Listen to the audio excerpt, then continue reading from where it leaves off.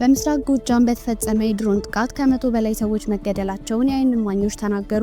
በአማራ ክልል ምስራቅ ጎጃም ዞን በትምህርት ቤት ዙሪያ በደረሰ የድሮን ጥቃት ከ100 በላይ ሰዎች መገደላቸውን የአካባቢው ነዋሪዎችና የዓይን እማኞች ተናገሩ። በዚህ መረጃ ላይ ጠለቅ ያለ ዳሰሳ ስለምናደርግ አብራችሁን ቆዩ። ሳልሳይ ወያኔ ትግራይ ፓርቲ መግለጫ።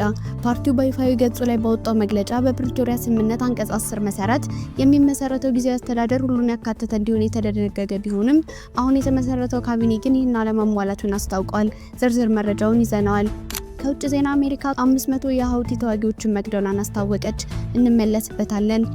የዩክሬን ፕሬዝዳንት ቮሎዲሚር ዜሌንስኪ ክሪሚያ የሩሲያ ግዛት ናት ብዬ እውቅና አልሰጥም ሲሉ ተናገሩ።